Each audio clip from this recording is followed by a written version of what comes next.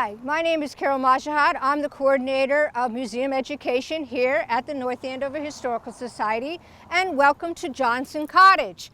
Now, many of you, if you've been in the old center of North Andover, may have passed by this building and not even noticed it, but it actually is an architectural treasure, and we're going to learn about why that is today. The house itself was built in 1789, completed in December of 1789, but not by the Johnsons. It was built by a man named Frederick Ballard, and he was a hat maker. And his shop was in the lower level of this house. You did see the house is built on a hill, which is the typical 18th century way of including a shop with your living quarters. And so it followed that norm. This house originally only had 2 rooms. And so the first 2 windows are the original part of the house, and the second 2 windows on the front is an addition made by Samuel Johnson himself.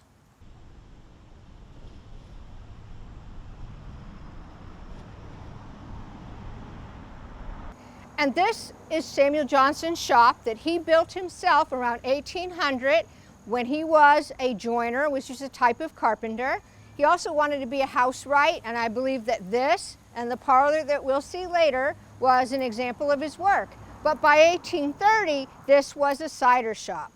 What's interesting is in this corner, you can see the doorstep that led into Frederick Ballard's shop, which we'll see the interior of later. So we have just entered the front door of Johnson Cottage, and we are in what we might call a kitchen today, but in actuality, this was served as a great room, which of course is a much older tradition dating all the way back in this country to the 17th century. So although the house was built in 1789, so it's post-American Revolution and not a colonial house, because it was a house of somebody with not great means, and because Andover, North Parish, and South as well, were generally more conservative when it came to architecture, the house itself looks very much like any proper Georgian cottage of, say, 1750. And that's what you have to think about when you look at how people lived in this house. As I mentioned, the house was originally only 2 rooms. And so this beam that's over our head is not an off-center summer beam, as you might see summer beams in some of the older houses, but it really marks the end of the original house. Samuel Johnson is the one who made this kitchen larger and added a parlor. And if you take a look in the parlor, you will see that in there are wonderful features that were meant to not only be a gracious living space for his family, but to show people his skill as a housewright. So we have shutters that go in and out of the wall, and considering when this was built, most of them still function very well today. We have a lovely sort of simple dentelated molding underneath the mantelpiece on the fireplace. We have lovely raised paneling in both the shutters and in the doors, and so it really is a testament to what he could do. The unfortunate thing is that Samuel Johnson, although he put in a bid to build the commercial block, he lost out to Reuben Fry, who proposed to build it of brick. And of course, the brick store block we know today probably wouldn't have survived the way we know it had it been built by a Samuel Johnson or another carpenter out of wood and not out of the brick that was done by the proprietors. So as I mentioned, by 1830, Samuel Johnson was really surviving off of his apple orchard, which was located where the old textile museum, the Carolyn Stevens Rogers building that we own next door, all of that was an orchard, and that was a cider house that he was running instead of a shop down in the basement. Now this room, as small as this house is, would still have been kept for very best. This would not have been a place where, it's not like our living room. So children were not allowed to run around and play here. It would be for very special occasions. And we can imagine that when both Elizabeth Johnson, who was the youngest daughter who never married, and her mother were living here, and they both joined the North Andover Female Benevolent Society, and they hosted a few meetings here, that this is where they met, in their most gracious room, the room they kept for best, and not in the great room that we first entered. So if you look at this wall, again, we can go all the way back to the early 1700s and find walls like this. We go too much further back, the fireplaces, of course, would be much larger. But this is a typical cooking fireplace that would have been very common in houses all the way through the 18th century. And so, of course, as we like to tell people, this over here would be your flat top. All of your cooking would be done over the fire. It has a crane, way too many adjustable pieces back there, but you have an idea of how it would have worked. In front, the one thing we have that shows that the Johnsons were trying to live within their own time period is the tin kitchen in the very front. And that, of course, is a reproduction from Sturbridge Village, but it shows you the type of reflector ovens that began to replace the beehive ovens, which of course were built into and next to the fireplace and had to be used with a fire that would be burnt, let it burn all the way down. You would test to see how warm the oven was by sticking your arm in there, and if you could do a certain rhyme all the way to the end, it probably was too cold and you'd have to build a fire again. If you couldn't even put your arm in there, it was too hot, you could let it cool down. Well, that's not quite as much trouble. But if you could get to the certain point in the rhyme, then supposedly it was perfect. And of course, you would stack these ovens with the things furthest to the back that would take the longest and slowest cooking time. So if any of you are old enough to remember the old Boston baked beans, baked 48 hours, that's what they're talking about. I don't think anyone bakes them 48 hours today, but certainly Mrs. Johnson would have. In the front would be your pies and your quicker baking things. But having an oven like this, and we'll open it for you, meant that all her pies could be built in front of the fire, and it could be reflected, and they could be done without having to build a separate fire and cleaning out a separate oven.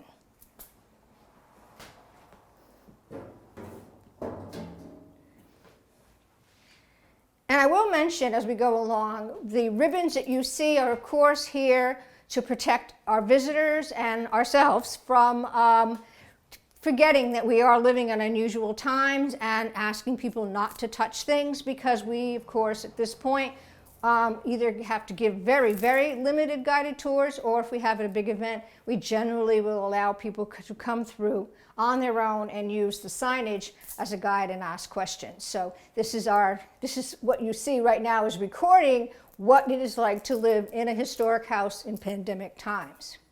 Now this, of course, would be Mrs. Johnson's sink, and there are no pipes, there is no faucet.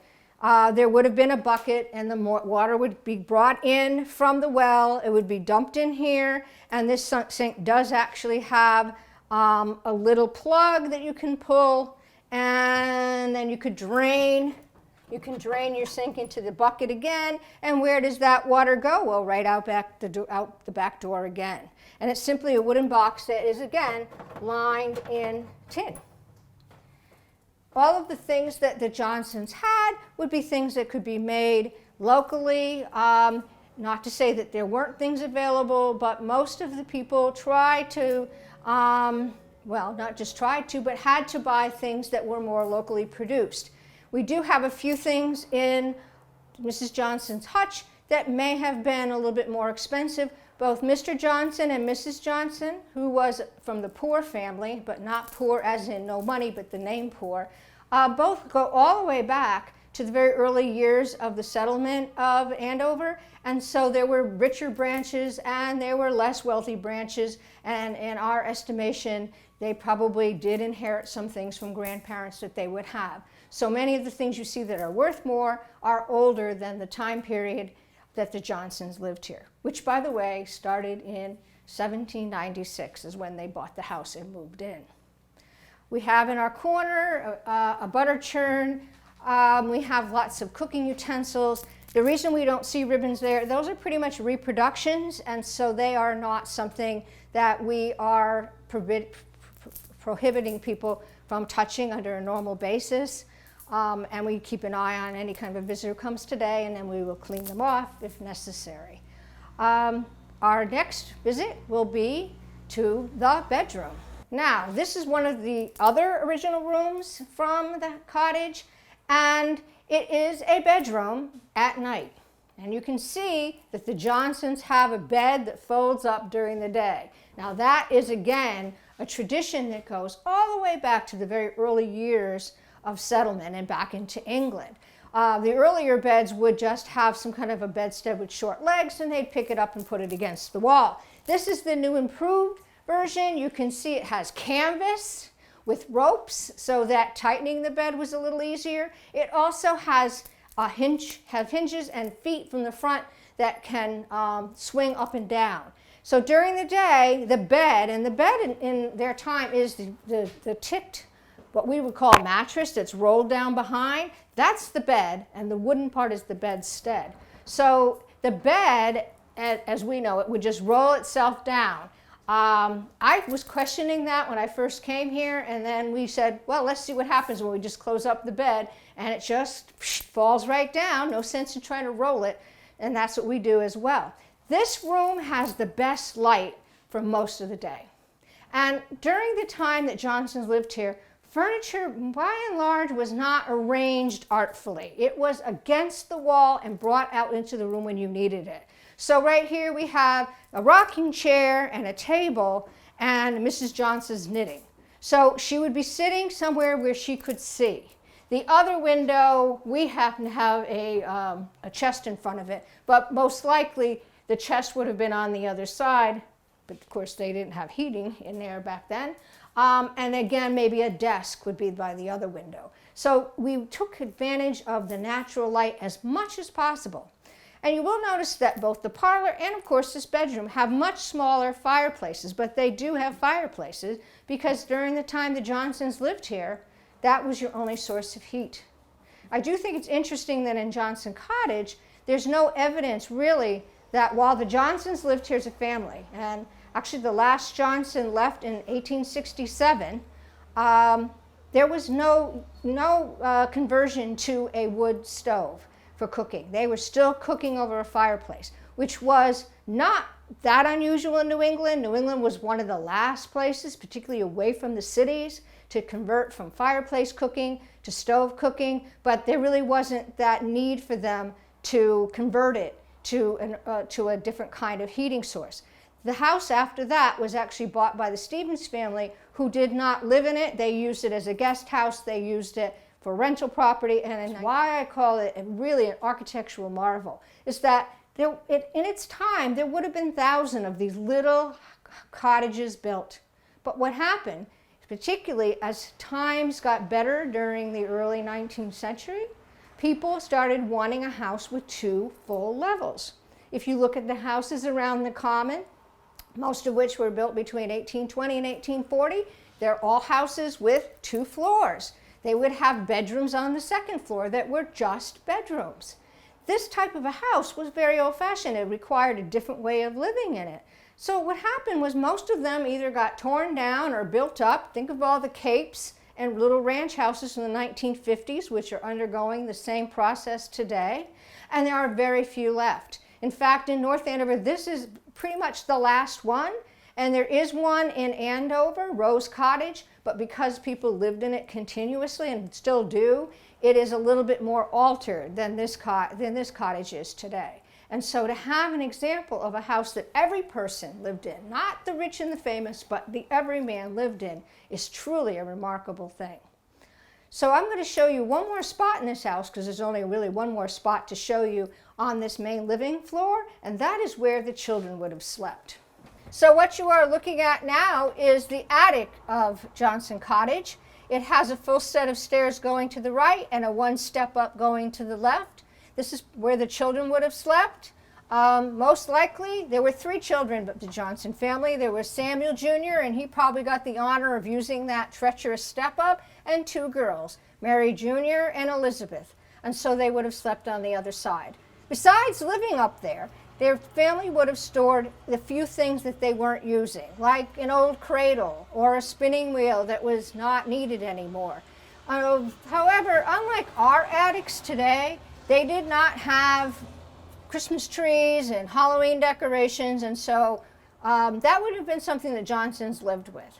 So this is a very different kind of use of every inch of space in a house that we perhaps wouldn't even think of using. And now we've gone down those wonderful steep stairs, which may or may not be original to the original house. It is very possible that Frederick Ballard really went outside his front door and came to work every day and then did the same at night. Because these stairs are built, they're very, very steep. And we do know that a lot of shipbuilders moved to Andover from Salem, Mass, after the China trade died out in the 1790s. And they built a lot of houses and structures around here. And of course, those stairs, you could properly put them in any of those wooden sailing vessels of the time. They would be absolutely a perfect fit. They do get you from that floor to this one in a relatively small amount of space, but they are very, very tall and they're very, very steep. Now, we are inside now looking out replacement windows, of course, of what Frederick Ballard had. His doorway would have been, this could have been his original doorway, and then when they built the shop, it wasn't attached to this building at all. That was done by the Historical Society. So at that point, when they moved everything over, they may have moved his little doorstep, or Samuel Johnson may have moved his little doorstep, because we'll see from the image that even though they weren't attached, they were very close to one another and there wouldn't have been space.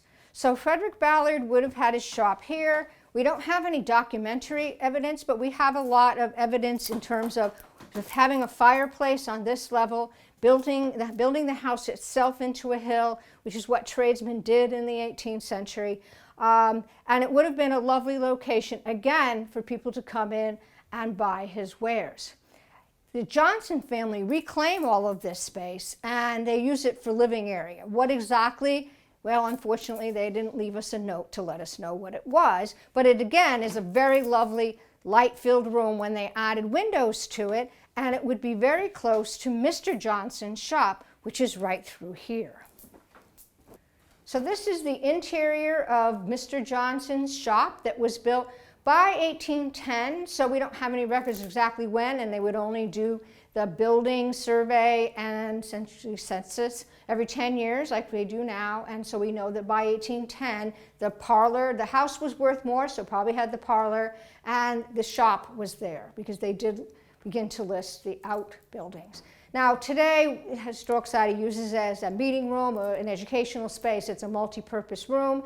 The walls have been covered, but you can still see the remnants of the beams, the sort of post and beam, modified post and beam construction that Mr. Johnson would have used. In fact, there's a good gunstock beam right over the post right over there. And that, of course, you could go to the Parson Barnard house and see in a house built in 1715. So as I said, architectural stylistic changes come very, very slowly, even to the center of town in these towns that were outside of Boston and the larger cities. And of course, if you weren't one of the more well-to-do, they came even slower. So this would be her shop, and as I said, eventually it becomes a cider press mill. And that's what we ended with. Now, we have an image, and this is one of the earliest images of the cottage that we have, and it tells us an awful lot about how it changed over time. First of all, we know that this image had to have been taken sometime before about 1884-85. And how do we know that? Because in the newspaper, they actually commented that the cottage, the old cottage, finally got a coat of paint. Finally was painted in 1884-85. And this is pre-paint job.